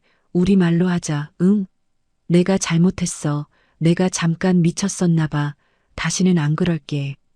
상황이 불리해지자 남편은 금세 비굴한 태도로 돌변했습니다. 방금 전까지 본능 운운하며 소리치던 기세는 온데간데 없고 제 바짓가랑이라도 잡을 기세로 매달렸습니다. 그 꼴이 어찌나 추하고 하찮은지 화가 치밀어 올랐습니다. 치워, 그 더러운 손 내 몸에 대지 마. 아저씨들 뭐해요? 당장 끌어내세요. 제 명령이 떨어지자마자 경비원들이 남편의 양팔을 억세게 붙잡았습니다. 이거 놓으라고. 수진아, 여보, 내가 잘못했어. 한 번만 용서해줘. 나갈 데도 없단 말이야. 경비원들에게 질질 끌려가는 남편의 모습은 처참했습니다. 발버둥 칠수록 양복 상의가 벗겨지고 넥타이가 풀어헤쳐져 꼴사 나온 모습이 되었습니다. 현관문을 닫는 소리가 그 어떤 교향곡의 피날레보다 웅장하고 경쾌하게 울려 퍼졌습니다. 문 밖에서는 문을 두드리며 울부짖는 남편의 목소리가 들려왔지만 저는 가차없이 도어락의 비밀번호를 변경해 버렸습니다. 이제 그는 영원히 이 문을 열 수 없습니다. 집안에 흐르는 정적 속에서 저는 가쁜 숨을 몰아쉬었습니다. 심장이 터질 듯 뛰었지만 그것은 불안함이 아니었습니다. 난생 처음 느껴보는 압도적인 해방감이자 승리감이었습니다. 온몸의 세포가 짜릿하게 깨어나는 기분이었습니다. 하지만 아직 할 일이 하나 더 남아 있었습니다. 저는 식탁 위에 놓인 휴대전화를 집어들었습니다. 그리고 김유리에게 전화를 걸었습니다. 신호음이 몇 번 가기도 전에 잠이 덜 깬 부스스한 김유리의 목소리가 들렸습니다. 김유리는 여전히 상황 파악을 못하고 짜증을 냈습니다. 김 실장 잠은 잘 잤어? 나는 덕분에 아주 잘 잤는데. 무슨 소리를 하는 거예요? 방금 내가 그렇게 사랑하는 우리 차 원장님을 집에서 쫓아냈어. 빈손으로 말이야. 뭐라고? 쫓아내? 차 원장이 너한테 가겠다고 하더라. 근데 어쩌지? 그 사람 지금 빈털털이야. 집도 병원도 땅도 다 내 명의로 바꿨거든. 내가 갚아달라고 했던 그 도박 빚이랑 카드값 이제 그 사람 능력으로는 평생 가도 못 갚을 텐데. 거짓말. 원장님이 나한테 건물을 사준다고 했는데. 아, 그 50억짜리 빌딩? 꿈깨. 이제 차민혁은 신용불량자 될 일만 남았네. 내가 그렇게 원하던 남자 너한테 줄 테니 마음껏 데려가. 내가 말했지? 사랑에는 국경도 나이도 없다고. 돈 없는 늙은 남자도 사랑으로 잘 거두어 보렴. 김유리가 악을 쓰며 욕설을 퍼부었지만 저는 가소롭다는 듯 콧방귀를 뀌었습니다. 저는 대꾸도 듣지 않고 전화를 끊어버렸습니다. 이제 저는 캐나다로 돌아갈 준비를 할 것입니다. 아이들이 있는 곳, 제가 땀 흘려 일군 진짜 내 삶이 있는 곳으로 말입니다. 하지만 그냥 가는 것은 아닙니다. 이 모든 진흙탕 싸움을 완벽하게 정리하고 전리품을 챙겨서 당당하게 갈 것입니다. 캐리어에 짐을 싸면서 저는 콧노래를 흥얼거렸습니다. 10년 묵은 체증이 한 방에 내려가는 기분이었습니다. 저는 창가로 다가가 커튼을 활짝 젖혔습니다. 아파트 단지 입구에서 경비원들에게 제지를 당하며 서성이는 남편의 작은 모습이 내려다 보였습니다.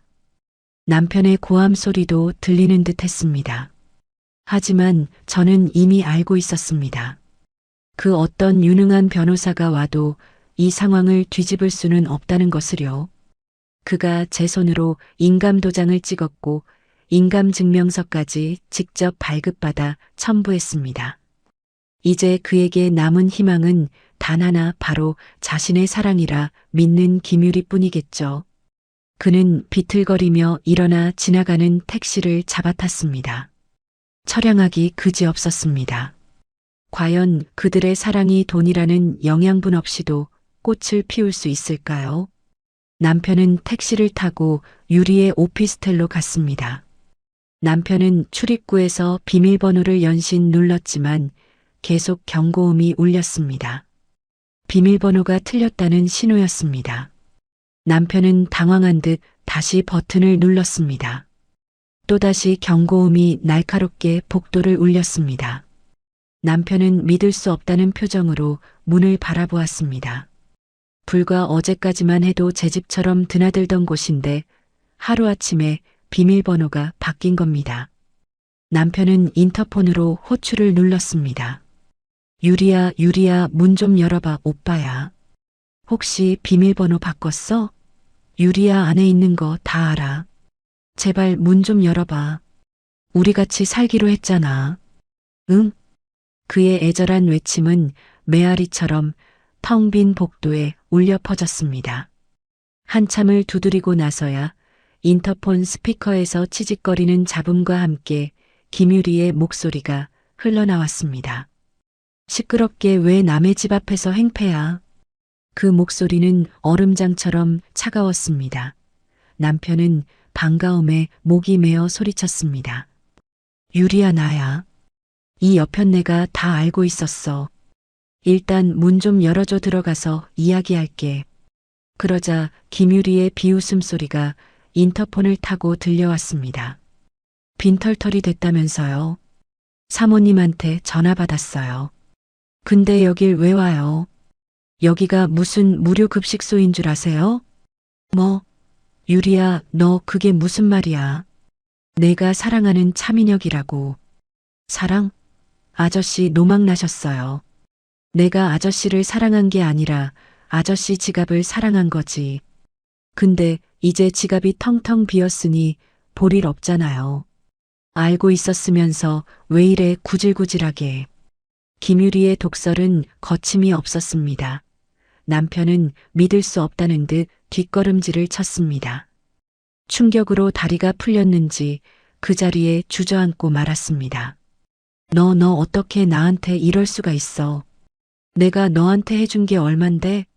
카드값 갚아주고 명품 사주고 내가 너 때문에 병원 돈까지 손댔는데. 아, 시끄러워요. 누가 해달랬어요? 본인이 좋아서 갖다 바쳐놓고 이제 와서 딴소리네. 그리고 횡령은 원장님이 하신 거지. 제가 시켰나요? 사랑했던 여자가 자신을 범죄자로 몰아세우며 선을 긋고 있었습니다. 유리야, 제발 문 좀 열어줘. 나 지금 당장 갈 데가 없어서 그래. 오늘 하룻밤만이라도 재워줘. 싫으니까 당장 꺼져요. 안 그러면 경찰 부를 거예요. 인터폰이 뚝 끊겼습니다. 남편은 닫힌 문을 붙잡고 오열했습니다. 유리야, 사랑한다며. 우리 영원하자며. 내가 어떻게 나한테 이래. 그의 울부짖음은 처절했지만 돌아오는 건 차가운 침묵뿐이었습니다. 저는 그 모습을 보며 묘한 감정에 휩싸였습니다. 처음에는 통쾌했습니다. 제 가슴에 대못을 박았던 두 사람이 서로를 물어뜯는 꼴이 시원했으니까요. 하지만 시간이 지날수록 가슴 한구석이 서늘해졌습니다. 고작 저런 취급을 받으려고 젊은 여자를 만나고 돌아다녔나? 돈 몇 푼에 팔려가는 저런 싸구려 감정을 사랑이라 믿고 가정과 의리를 헌신짝처럼 내팽개쳤나? 인간이라는 존재가 이렇게까지 바닥을 보일 수 있다는 사실에 회의감이 밀려왔습니다. 남편이 믿었던 사랑은 신기루였습니다. 돈이라는 모래 위에 지어진 성이었기에 파도가 치자마자 흔적도 없이 사라져버린 것입니다. 그는 지금 차가운 복도 바닥에 엎드려 자신이 잃어버린 것이 단순히 재산만이 아니라는 것을 뼈저리게 느끼고 있을 겁니다. 그는 인생의 동반자도 잃었고 자식들의 존경도 잃었으며 마지막 자존심마저 잃어버렸습니다. 잠시 후 요란한 사이렌 소리가 들리더니 경찰관 2명이 복도에 나타났습니다. 김유리가 정말로 신고를 한 모양이었습니다. 선생님, 여기서 이러시면 안 됩니다. 주민 신고가 들어왔습니다. 일어나시죠. 경찰관들이 남편의 양팔을 잡고 일으켜 세웠습니다. 남편은 저항할 힘도 없는지 축 늘어진 채 끌려갔습니다. 횡설수설하며 끌려가는 그의 뒷모습이 시야에서 사라졌습니다. 저는 전화를 들어 재무팀장에게 메시지를 보냈습니다. 김유리 법인 카드 사용 내역이랑 횡령 증거자료, 지금 바로 경찰서로 보내세요. 그리고 차민혁 전 원장에 대한 횡령 고발장도 같이 접수하세요. 두 사람 다 공범으로 엮어서 콩밥 먹게 해주세요. 전송이 완료되었습니다. 이제 남편은 경찰서에서 단순 소란자가 아닌 거액의 횡령 피의자로 조사를 받게 될 것입니다. 그리고 김유리 또한 공범으로 소환되겠죠. 유치장 안에서 두 사람이 다시 만난다면 과연 어떤 표정을 지을지 궁금합니다. 아마 서로 내 탓이라며 싸우겠죠. 그 추악한 바닥까지 다 보고 나면 비로소 이 긴 복수극도 막을 내릴 것입니다. 이제 정말 끝났습니다. 차민혁이라는 이름은 제 인생에서 완전히 지워졌습니다. 어둠이 짙게 깔린 거실에서 저는 난생 처음으로 완벽한 고독과 마주했습니다. 하지만 그 고독은 외로움이 아닌 자유였습니다. 누구에게도 구속받지 않고 누구의 눈치도 보지 않는 온전한 나만의 시간, 이 자유를 얻기 위해 저는 그토록 먼 길을 돌아왔나 봅니다. 저는 반짝이는 서울 시내를 바라보며 혼자 작게 중얼거렸습니다. 잘 가라. 내 옛사랑이자 내 인생의 오점이었던 차민혁. 폭풍이 휩쓸고 지나간 서울의 아침 하늘은 거짓말처럼 맑고 투명했습니다. 어젯밤 세차게 내리던 비가 도시의 묵은 먼지를 모두 씻어낸 듯 창밖의 풍경은 유난히 선명하게 반짝이고 있었죠. 저는 넓은 거실 한가운데 서서 천천히 주위를 둘러보았습니다. 남편의 흔적이 사라진 집은 이제야 비로소 온전한 제 집처럼 느껴졌습니다. 공기마저 달랐습니다. 식탁 위에 놓인 휴대전화가 진동했습니다. 변호사님의 전화였습니다. 경찰서 유치장에서 무슨 일이 있었는지 변호사님의 생생한 보고가 이어졌습니다. 어젯밤 경찰서로 연행된 차민혁과 김유리는 조사실에 들어가자마자 서로를 물어뜯기 시작했다고 합니다. 그들이 주장하던 고귀한 사랑은 수갑이라는 차가운 현실 앞에서 산산조각이 나버린 것이죠. 김유리 씨가 아주 작정을 했더군요. 경찰관 앞에서 닭똥 같은 눈물을 흘리면서 자기는 아무것도 몰랐다고 주장했습니다. 차민혁 원장이 시키는 대로 했을 뿐이고 법인 카드로 명품을 산 것도 원장이 강제로 선물한 거라고요. 자기는 횡령에 가담할 의도가 전혀 없었고 위력에 의한 피해자라고 진술했답니다. 저는 헛웃음이 터져 나왔습니다. 피해자요? 본인이 빚 갚아달라고 울고불고 매달릴 땐 언제고 참 대단한 연기력이네요. 차민혁은 가만히 있던가요? 그럴 리가요. 차 원장님도 질세라 소리를 고래고래 질렀답니다. 저 여자가 꼬리쳐서 홀린 거라고 자기는 가정밖에 모르는 사람이었는데 김유리가 꽃뱀처럼 접근해서 공사를 친 거라고요. 서로 내가 주범이니 내가 피해자니 하면서 싸우는 바람에 경찰관들이 뜯어말리느라 진땀을 뺐답니다. 상상이 갔습니다. 서로를 향해 삿대질하며 침을 튀기는 두 남녀의 추한 몰골이 눈앞에 그려지는 듯 했습니다. 결국 두 사람 다 구속영장이 청구될 것 같습니다. 횡령 액수가 워낙 큰 데다가 서로 책임을 떠넘기며 증거인멸의 우려까지 있어서요.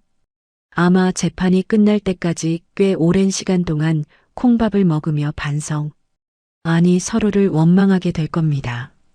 수고하셨어요, 변호사님. 최대한 엄벌에 처해지도록 끝까지 신경 써주세요. 통화를 마치고 저는 자리에서 일어났습니다. 이제 마지막 정리를 하러 갈 시간이었습니다. 드레스룸에서 가장 세련되고 우아한 정장을 꺼내 입었습니다. 거울 속에 비친 제 모습은 61살이라는 나이가 믿기지 않을 만큼 당당하고 기품이 넘쳤습니다. 기사가 대기하고 있는 차에 올라타 병원으로 향했습니다. 차창 밖으로 스쳐 지나가는 서울의 풍경이 오늘따라 유난히 아름다워 보였습니다. 병원에 도착하자 로비의 공기가 무겁게 가라앉아 있는 게 느껴졌습니다. 원장이 횡령 혐의로 구속되었다는 소문이 벌써 퍼진 모양이었습니다. 삼삼오오 모여 수군거리던 간호사들과 직원들이 저를 보자마자 화들짝 놀라며 고개를 숙였습니다. 그들의 눈빛에는 불안감과 두려움이 가득했습니다. 병원이 망해서 직장을 잃게 될까봐 걱정하는 눈치였습니다. 저는 직원들을 모두 소집했습니다. 직원들이 로비에 저는 그들을 천천히 둘러보며 부드럽지만 힘 있는 목소리로 입을 열었습니다. 여러분 많이 놀라셨죠? 소문 들어서 아시겠지만 차민혁 전 원장은 병원 자금 횡령 혐의로 해임되었습니다. 그리고 현재 경찰 조사를 받고 있습니다. 직원들 사이에서 웅성거리는 소리가 들렸습니다. 저는 손을 들어 그들을 진정시켰습니다. 하지만 걱정하지 마세요. 이 병원의 주인은 차민혁이 아닙니다. 이 병원의 주인으로서 약속합니다. 단 한 명의 구조조정도 없을 것이며 병원은 오늘부터 정상적으로 운영될 것입니다. 직원들의 표정이 조금씩 밝아지기 시작했습니다. 저는 옆에 서 있던 박 선생을 앞으로 불렀습니다. 그는 개원 초기부터 묵묵히 환자들만 돌봐온 성실하고 실력 있는 의사였습니다. 차민혁이 김유리와 놀아나느라 진료를 펑크 낼 때도 불평 한마디 없이 병원을 지켰던 숨은 공신이었죠. 그리고 오늘부로 공석이 된 병원장 자리에 박지훈 선생님을 임명합니다. 박 원장님은 누구보다 환자를 사랑하고 병원을 위해 헌신해 오신 분입니다. 앞으로 박 원장님을 중심으로 우리 병원이 다시 태어날 수 있도록 힘을 모아주세요. 박 선생님은 놀란 토끼 눈을 하고 저를 쳐다보았습니다. 전혀 예상치 못한 인사였을 겁니다. 직원들 사이에서 우레와 같은 박수가 터져 나왔습니다. 김유리 실장의 갑질과 차민혁의 독단에 지쳐있던 직원들에게 박 선생님의 병원장 승진은 가뭄에 단비 같은 소식이었을 겁니다. 박수 소리가 잦아들자 저는 마지막 선물을 꺼내 들었습니다. 그리고 그동안 전임 원장과 실장의 전횡 때문에 마음고생 많으셨죠? 그 보상과 감사의 의미로 전 직원에게 이번 달 급여의 100%를 특별 보너스로 지급하겠습니다. 오늘 바로 입금될 겁니다. 로비가 떠나갈 듯한 함성이 터졌습니다. 여기저기서 감사합니다. 사모님을 외치는 소리가 들렸습니다. 그들의 환호성을 듣고 있으니 제 가슴 속에 맺혀 있던 마지막 응어리까지 싹 녹아내리는 기분이었습니다. 이거였구나. 돈은 이렇게 써야 하는 거였어. 탐욕스러운 인간의 배를 채우는 게 아니라 열심히 사는 사람들에게 희망을 주는 것. 그게 진짜 돈의 가치라는 게 새삼 깨달아졌습니다. 병원을 나오는 제 발걸음은 날아갈 듯 가벼웠습니다. 병원 앞에서 대기하던 차에 다시 올랐습니다. 이제 마지막 목적지인 인천공항으로 갈 차례였습니다.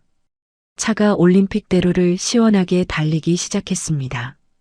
한강의 물결이 햇살을 받아 보석처럼 반짝였습니다.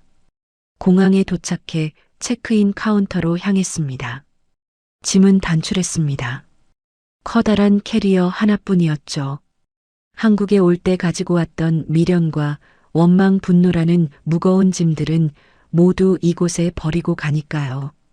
승무원의 친절한 안내를 받으며 넓고 편안한 1등석에 앉았습니다. 창밖으로 분주하게 움직이는 사람들이 보였습니다. 이제 곧 이 땅을 떠난다고 생각하니 시원섭섭하기보다는 그저 홀가분했습니다. 저는 휴대전화를 비행기 모드로 바꾸기 전 마지막으로 자식들이 있는 단톡방에 메시지를 남겼습니다. 사랑하는 우리 아들, 딸. 엄마 이제 비행기 탔어.